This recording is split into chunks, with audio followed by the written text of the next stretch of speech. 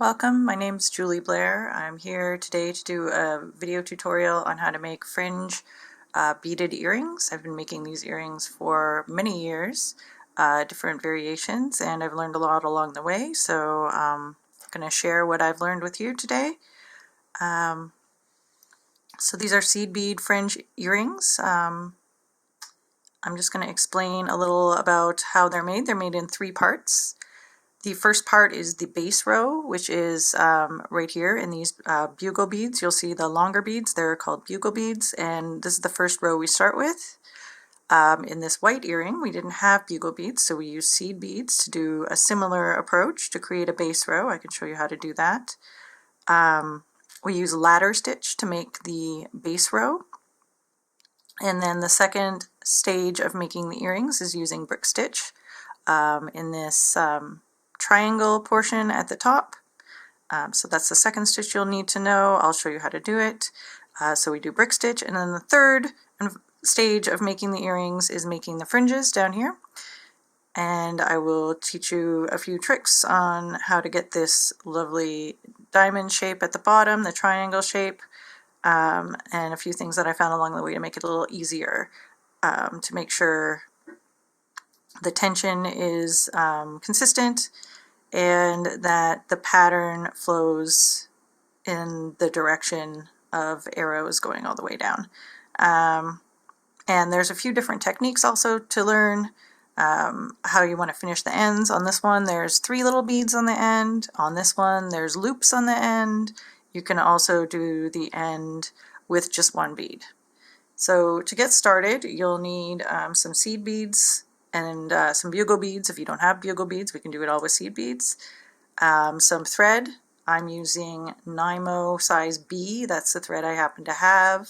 I'm going to be making the other earring to the purple earring today to show you. And a beading needle. So I'm using I believe it's a size 13 beading needle. As long as your needle will fit through your beads a couple of times. Whatever size you're comfortable with will work. I also was taught to wax my thread, so I have a piece of beeswax that I've had forever, a giant piece of beeswax. So I just pull my thread through it and get a coating of wax on the thread. If you don't have beeswax, if you don't have like a big hunk of beeswax, I don't think everybody has that hanging around right now, you can use a beeswax candle. You can use a tea light. You could use any candle you happen to have around the house.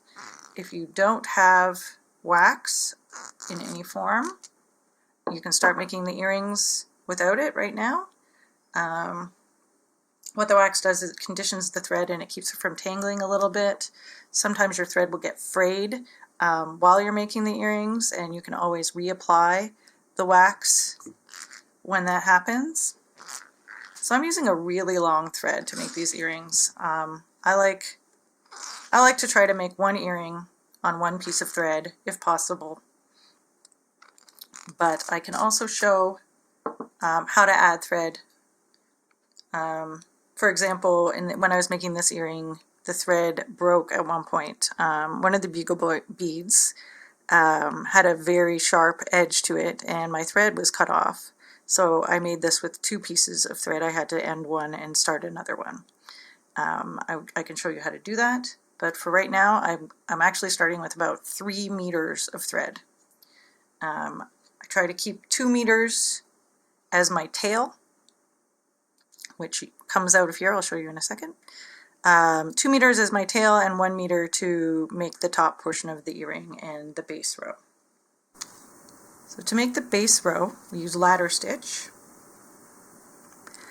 And this purple earring that I'm working on has 7 bugle beads in the base row.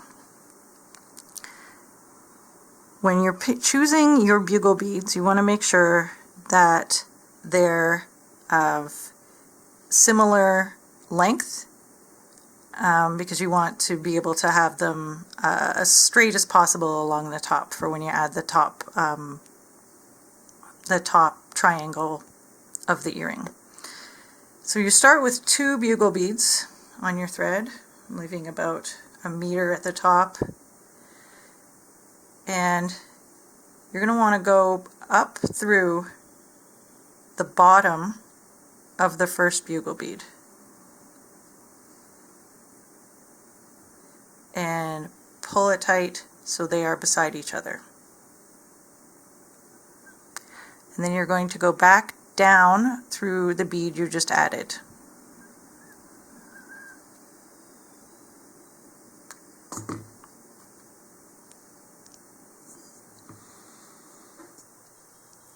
And then you add another bugle bead.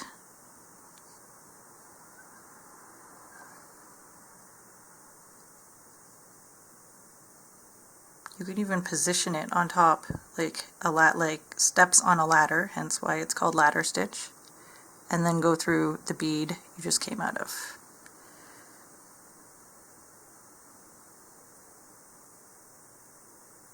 And then go back up the one you just added. And you continue like this until you have 7.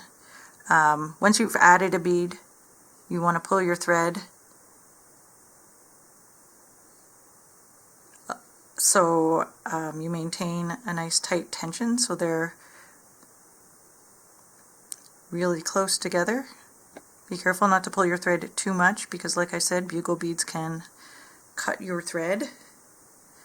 So just lined up like so.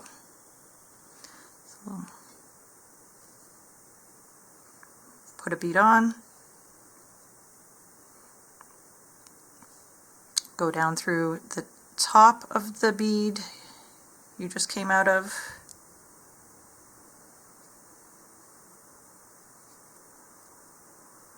Pull it so they're close together. Go up through the bottom of the bead that you just added. So when I say bottom, let's just refer to the bottom as the end where the tail is coming out, which will be the bottom of the earring where the fringes are. And the top will be the other side, where you're going to be putting on the top of the earring, the top section of the earring. So another bead on my thread, up through the bottom of the last bead,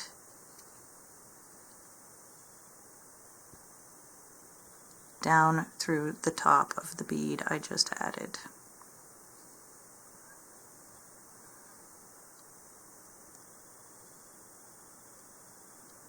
And the final 7th bead on my thread through the top of the last bead. Pull it tight and up the last bugle bead. So now we have our base row of the earring. You'll see the base row. So the next stage of making the earring, stage 2, is doing brick stitch. If you don't have bugle beads, you can make your base row with seed beads. So instead of a bugle bead, you can just basically pretend that 3 seed beads are a bugle bead. So to start with this, it can be a little more fiddly than doing the bugle beads, to start at least. So you could do it with 2 seed beads as well. So I start with 6 beads on my thread, go around and go up the bottom of 3 beads, the first 3 beads I put on.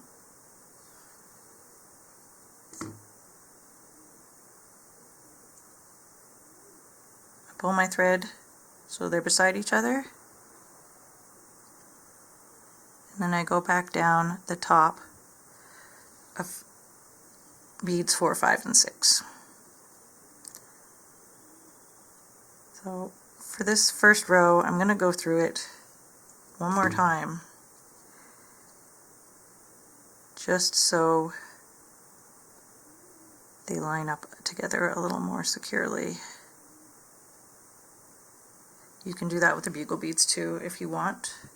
I just try not to go through them too many times because later on we'll have to go through them again to add the fringes. So 3 more seed beads.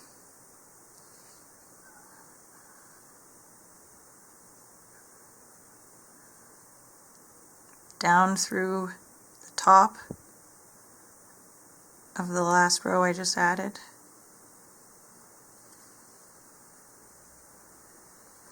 Up through the bottom of beads 7, 8, and 9.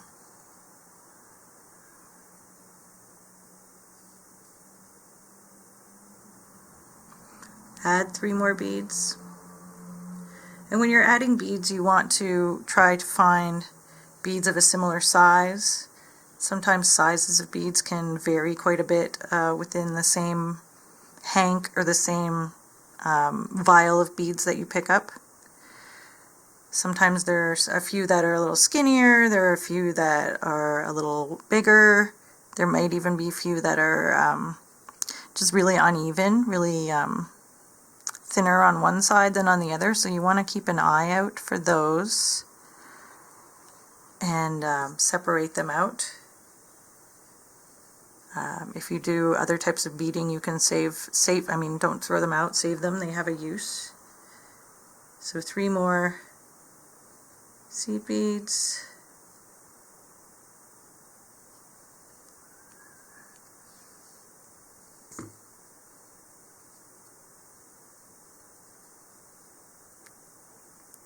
Go down through the top of the last row, up through the bottom of the new row,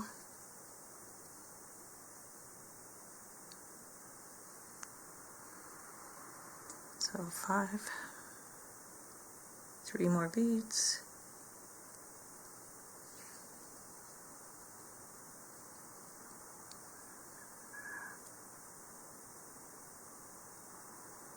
up through the last row,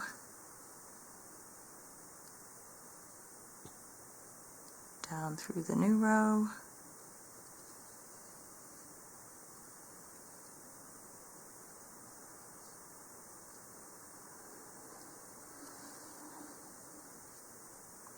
so 3 more beads,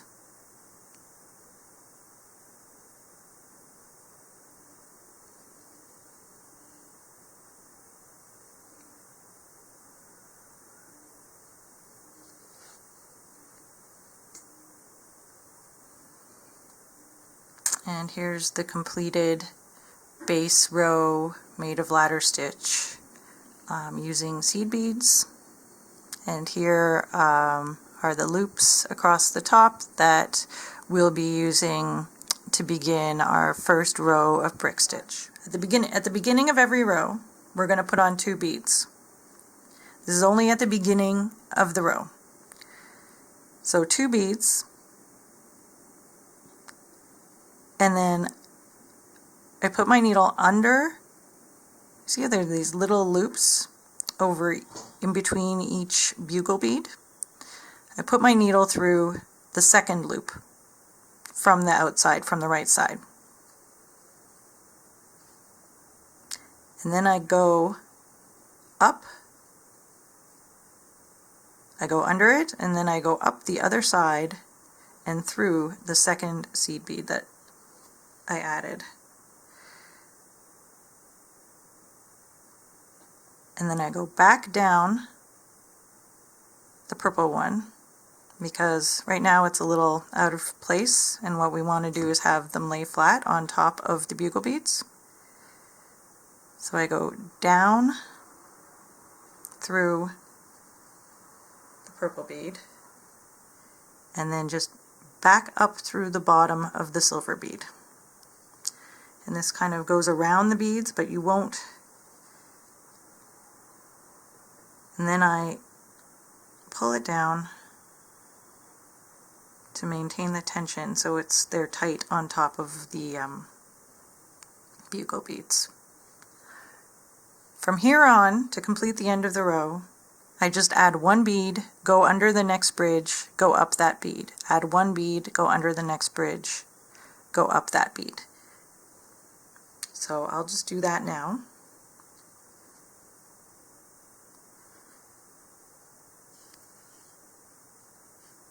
So I'm adding a silver bead.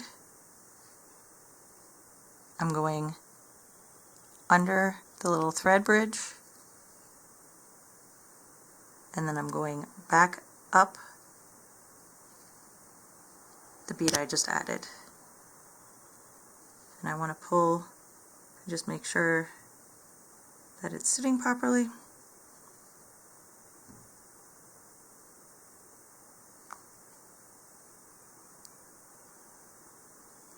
And I continue on.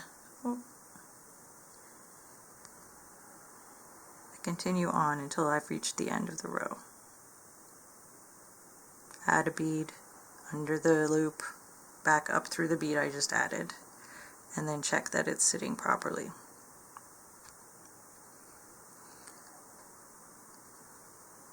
So it's important to check that your beads are of similar size. Sometimes a seed bead can be taller than another one, which will throw off the look of your work.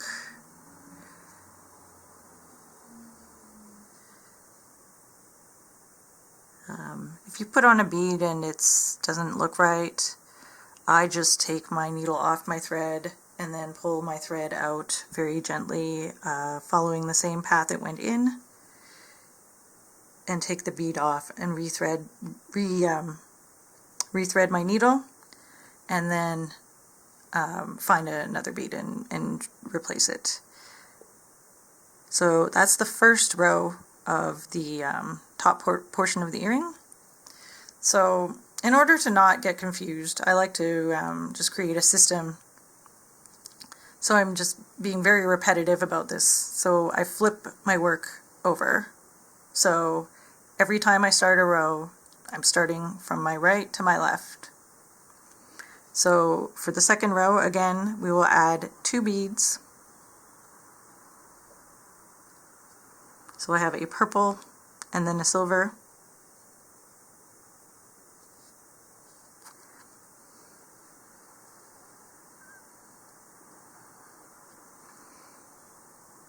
I'm going to go through underneath the second little thread loop. I tend to just go from back to front every time. I'm sure you'll find your way that works best for you. So I go back up through that silver bead, down through the purple bead, and then back up. Sometimes you need to fiddle a little bit and sort of just put them where you want them to be. Back up through that silver bead. So the thing about brick stitch is that it naturally, if you don't do anything special to it, it naturally just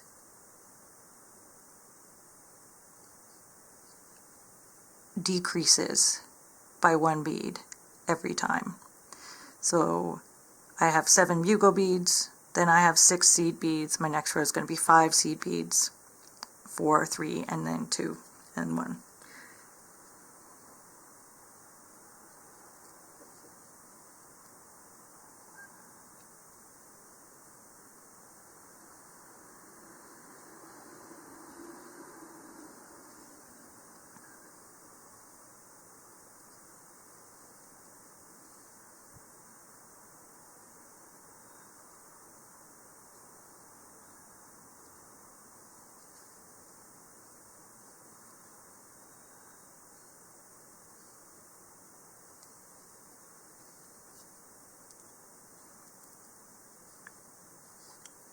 So I finished my second row.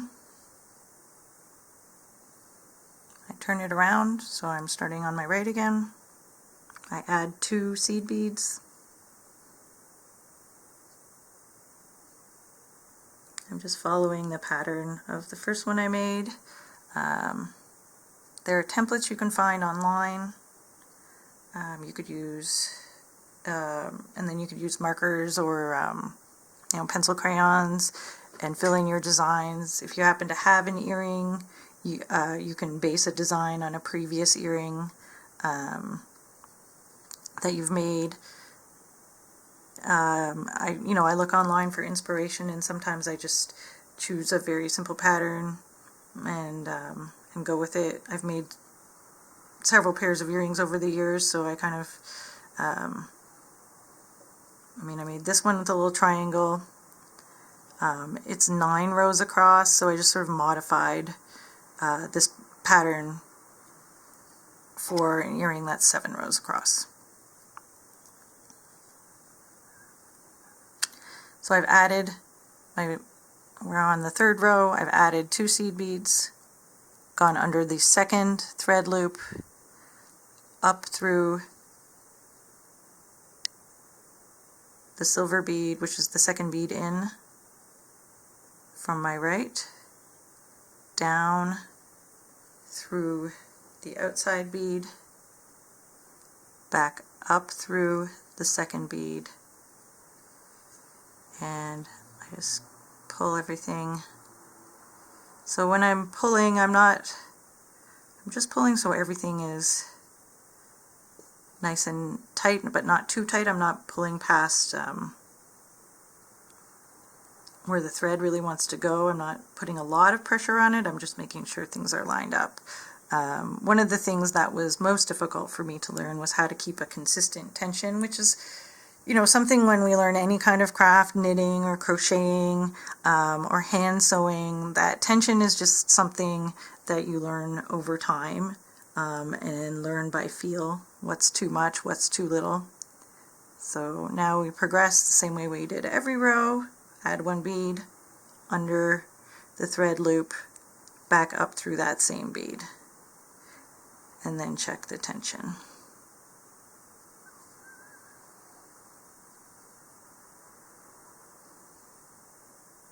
Add a bead, oh, wrong color.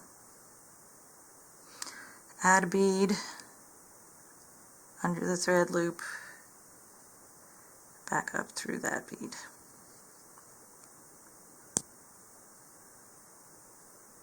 Then I flip my work around,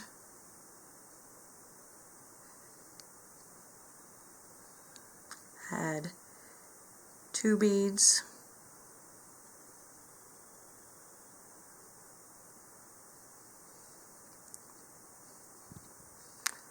go through the 2nd thread loop,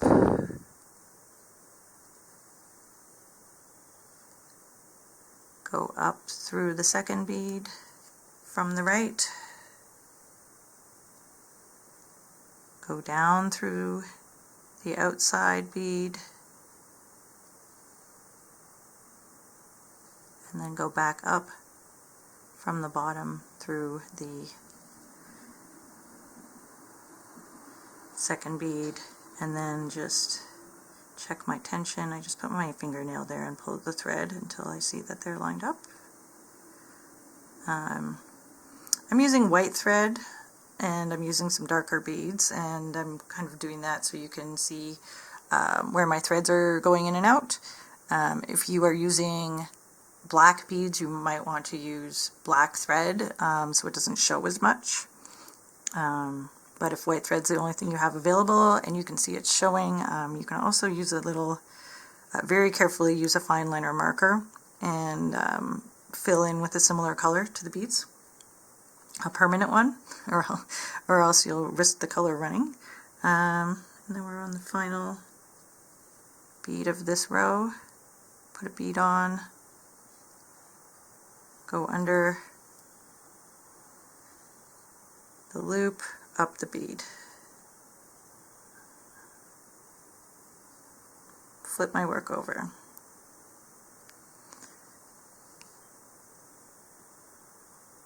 So now we only have 2 little thread bridges, we have 2 beads to add on this row. So 2 beads through underneath the 2nd thread loop, up through the bottom of the second bead, which is the closest bead to your thread, down through the first bead that's on the edge. You can really see how this squares everything up, especially on this row. And then back up through the second bead and then pull. And so at this point we're going to be making the little loop on the top, and this is where the earring wire will go. So now it's time to add the loop where we will be joining the earring wire to. Here's an example of the earring wire. We'll be attaching that at the end. There are many ways to make this loop. Everybody has a different technique. A few of the ways that I know are to add 4 beads on the top and then go around in a circle, add 6 beads on the top and then go around in a circle, which is what I did on this earring. I've even seen them, I have a pair that my aunt made me where there's 2 bugle beads on the top that form the loop. So we're going to just add 6 beads right now.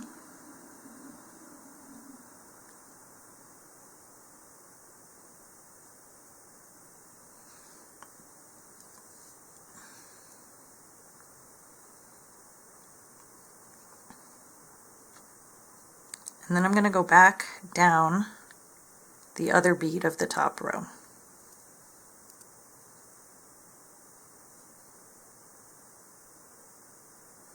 I'm going to go around and go up the bead beside it. So we're now going through 8 beads, the top row plus 6 beads.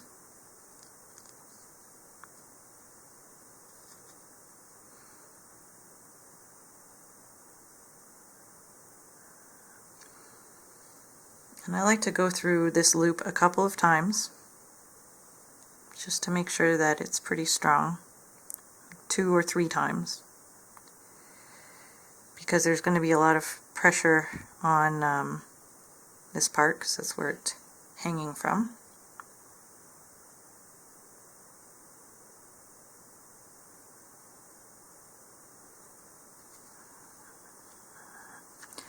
And we have the loop. And we need to get ready to do the third step of the earring, which is adding the fringe. So where we need to have our thread is on coming out of the bottom of this bugle bead right here. So I just take my thread and go down through each of the edge beads on this side.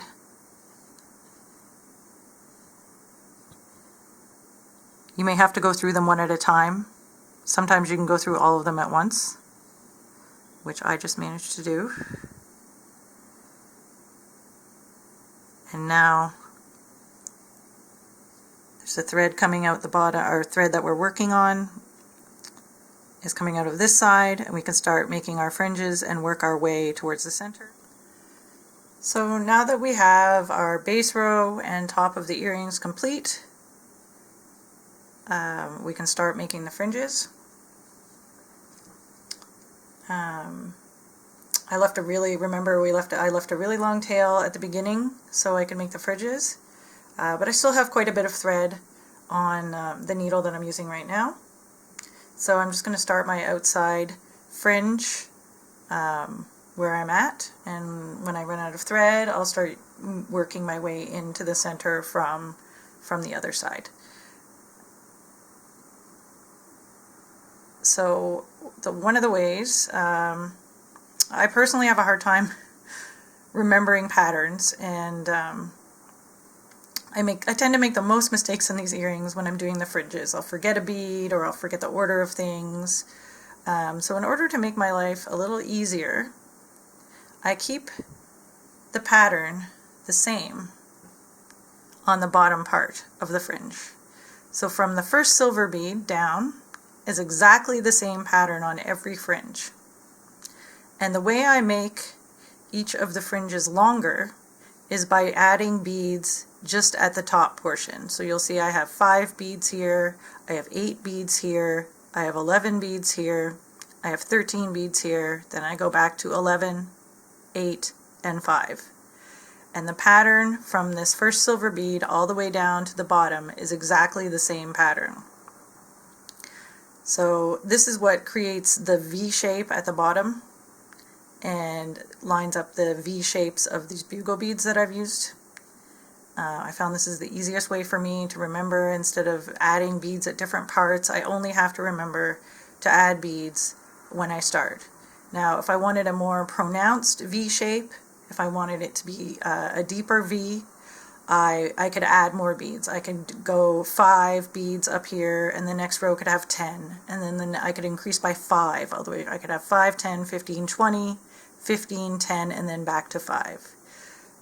One of the things that I like about making the fringes is that once you've gotten to your middle row, you have your pattern already made for the next outer rows. So I can just refer back, say I'm working on this row, I can refer back to the second row from the outside on the opposite side of the earring and just see where I'm at.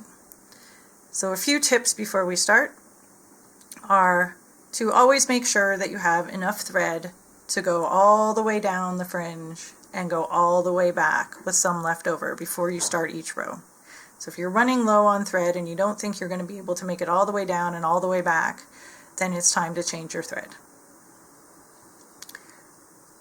There are also different ways to do the ends of the fringes. This one has 3 little beads on the end.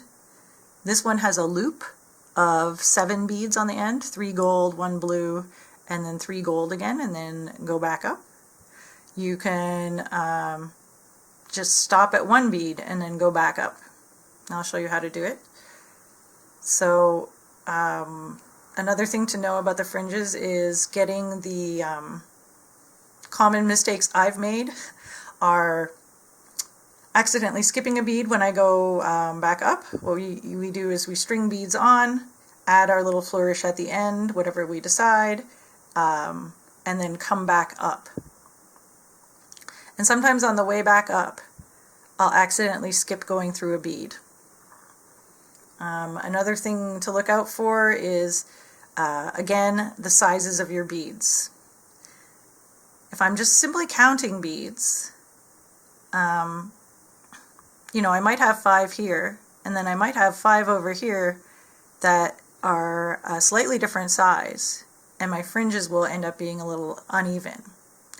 So I often, once I get to the middle, I just sort of check that it's lined up a bit, that this silver bead is at the same place as this silver bead. This one is at the same place as this one. This one is at the same place as this one. I might need to find a different bead that's slightly bigger or slightly smaller to make that happen. So again, it's just about taking your time, checking the sizes and the quality of your beads, and trying to keep consistent tension is the last thing that and I find is the most it took me the most time to learn how to keep a certain tension on the fringes. If you pull too tight, you can end up with I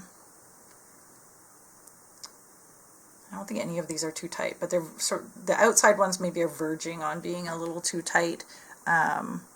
This one especially, you can end up with like a stiff.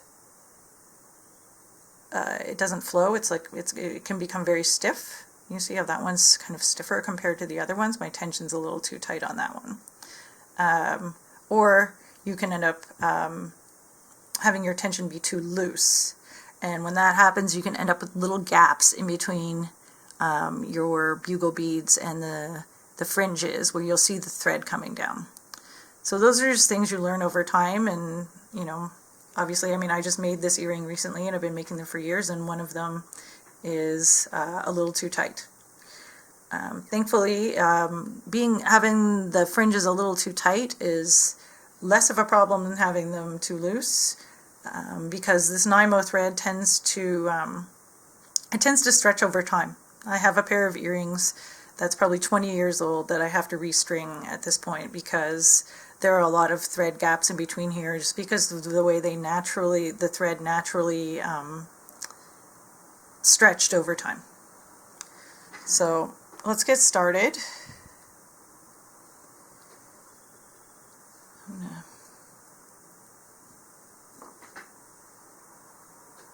With adding the fringes. So I'm going to actually flip this over and use it as a bit of a guide. So I made really long fringes, or reasonably long fringes. I actually have earrings that have longer fringes than that, but I made reasonably long fringes on these ones. And my pattern is to add 5 purple beads on my first row.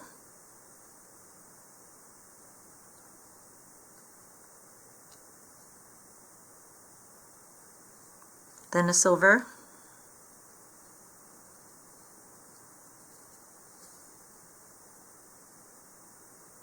then 5 purple,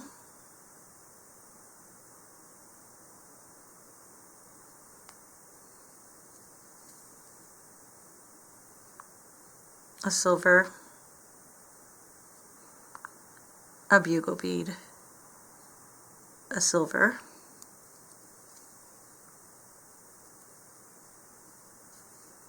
and 5 more of the purple,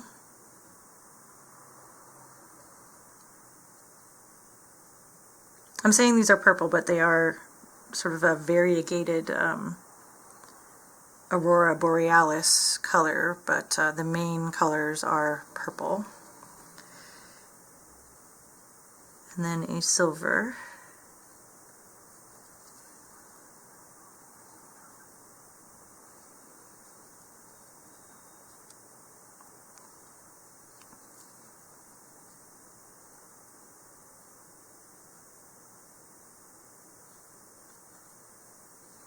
five more purple, a silver,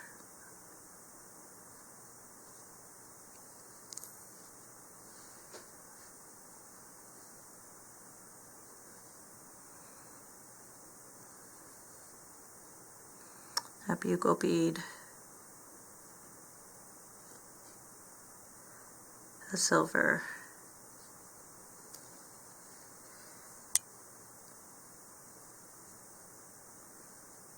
five purple,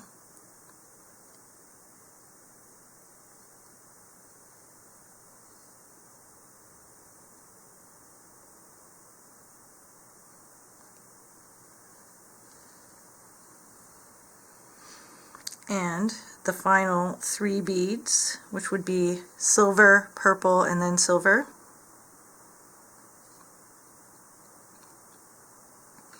Now if you found in your beads that you have any that are a bit larger than the other ones, this could be a place that you could use them. You could save them all and use them for the ends.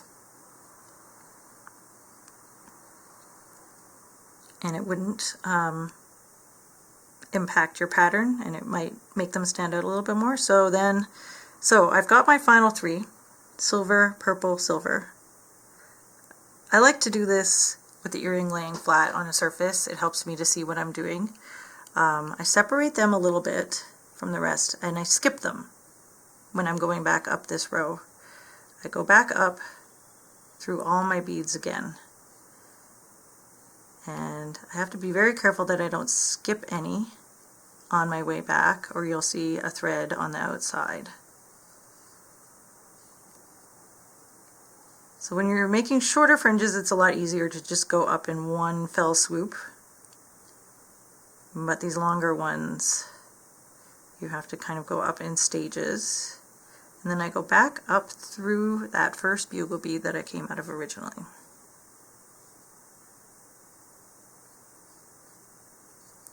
Now this may look a little bit tangly and like a mess. Okay, so I like to just hold down the 3 beads on the end. Just kind of hold them gently towards the table. And then I pull my thread up. Then to maintain the proper tension, you can stick your fingernail, if you have a fingernail, I have a very short fingernail, in between those last 3 beads in the end of the fringe.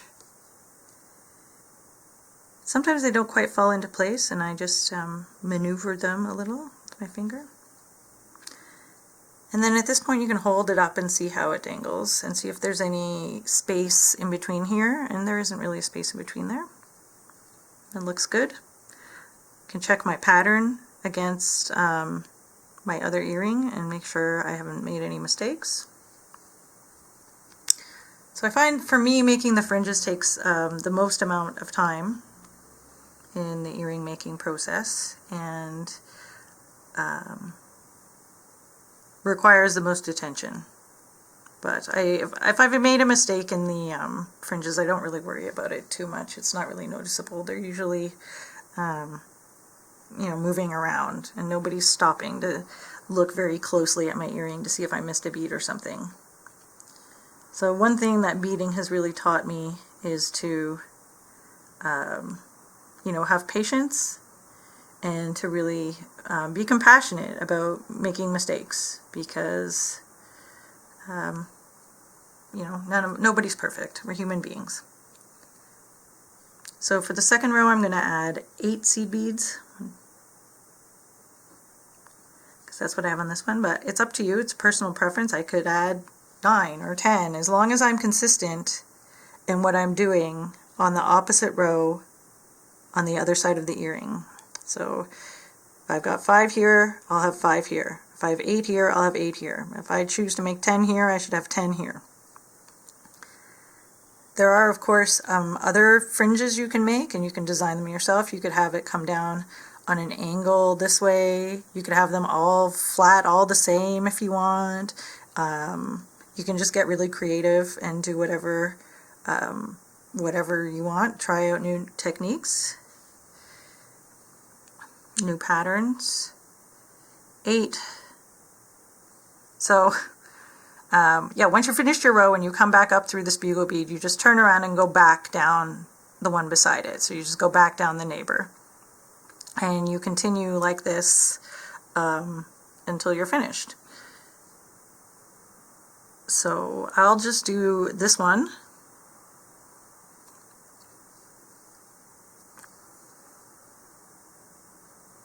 To show, maybe I'll just put a loop on the end and show you how that's done.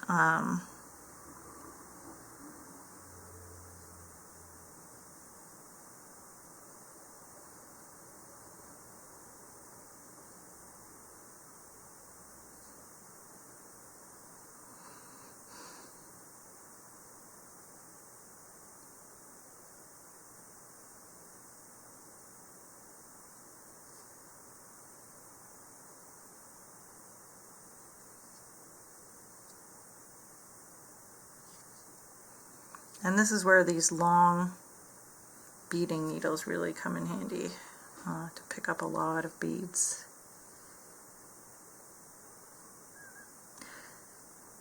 Well, there, I made a mistake. So this is what I'll show you how I fix a mistake. I put on too many. I put on 5 too many. So I just put my needle back up and I slide those beads off. Start over again.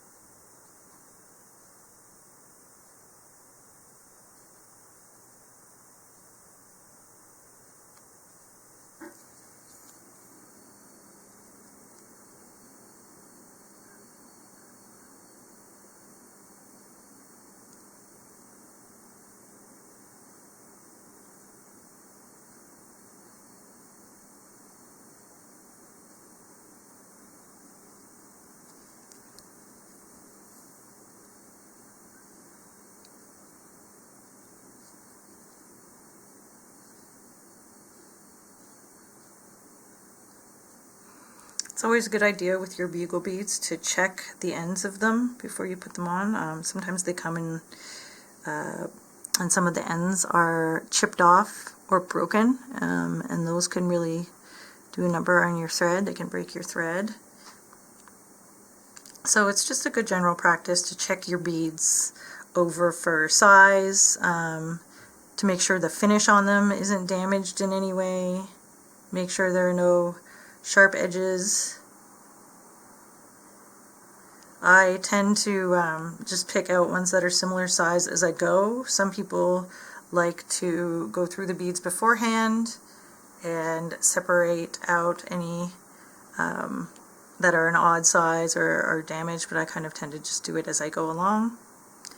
So say you wanted to do the loop that I did on the white earring here. So for this loop I added, you can add however many you want. I added 7. I wanted a little accent of the blue on the bottom, so I could do the same thing with the purple right now. I could do 3 silver beads, a purple bead, and then 3 more silver beads.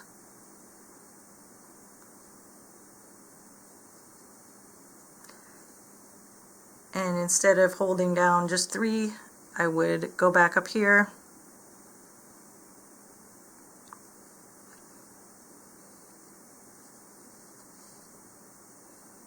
So pretend I've gone all the way up to the top, and I would just sort of put my finger here and pull it up until the loop is in place. And that's how you would make a loop. Say I could just add 1 silver bead on the bottom and go back up through the fringe.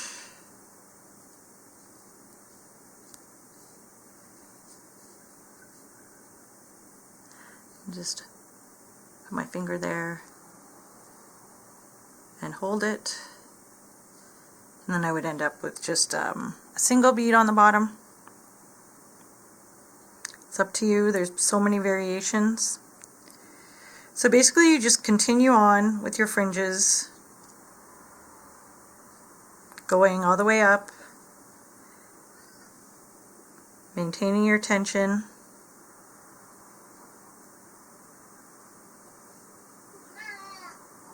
Going back up through the bugle bead that you first came down.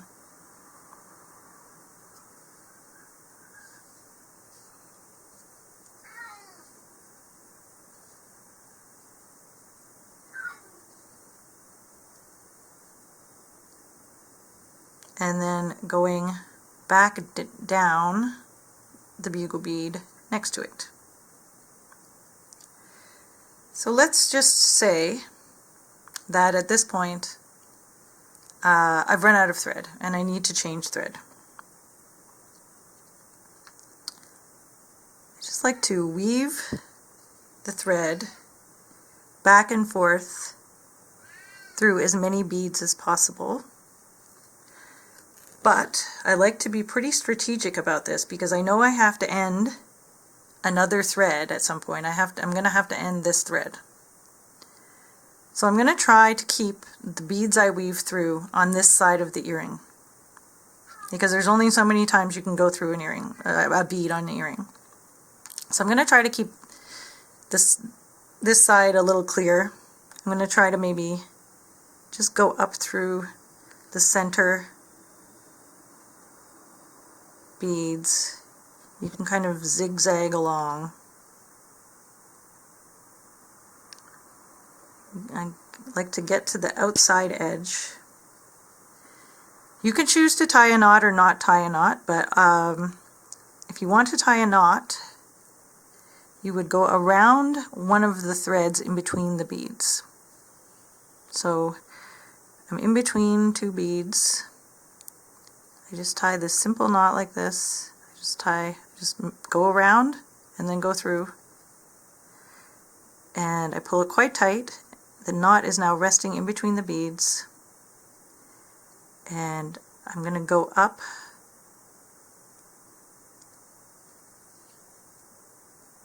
here through the loop because it can always use more reinforcing. and pull that knot tight. It's a very small knot. It'll just hide in between or maybe even inside of a bead.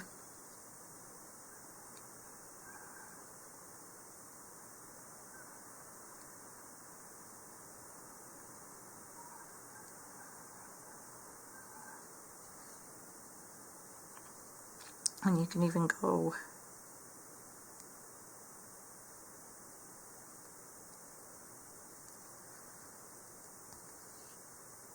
up one and then back around. You can loop around a bit.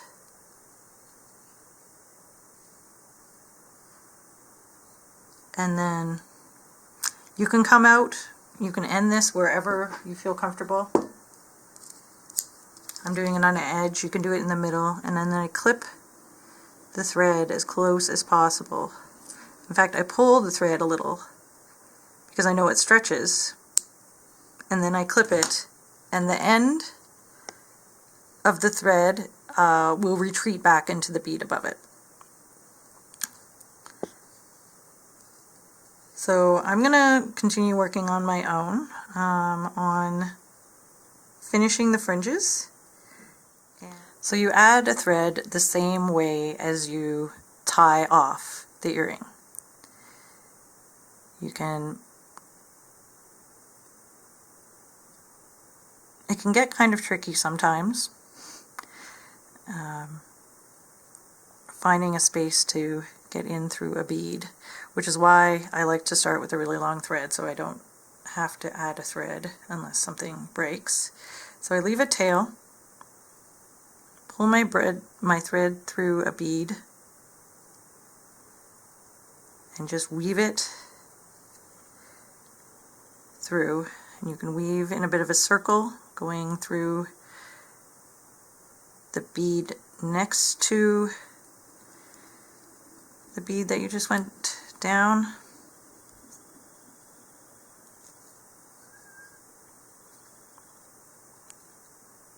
And bead around.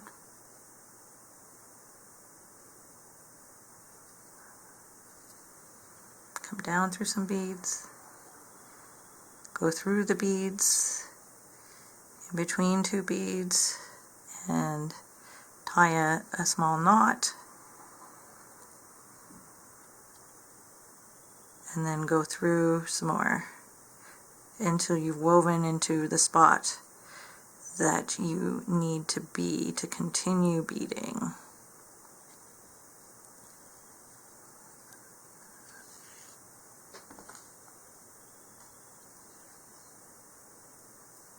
And there you go, it's secure. You can continue beading, and you can just clip off the tail at this point very close to a bead, pulling on that thread.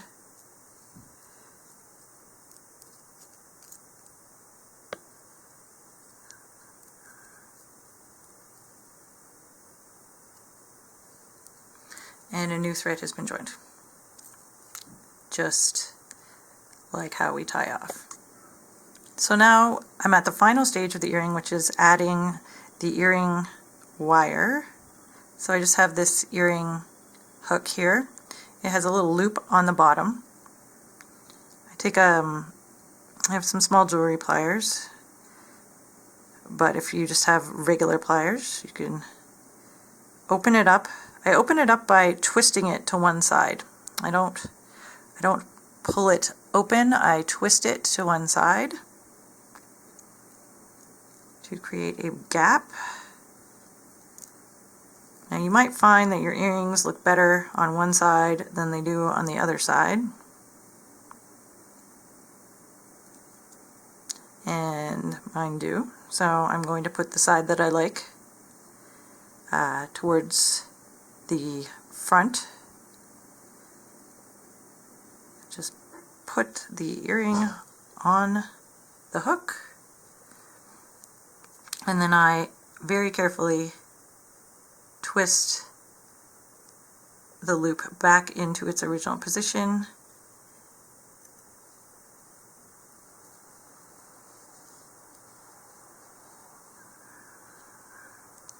And I do the same thing for the other earring wire. Take a look at my earring. Which side do I think looks the best?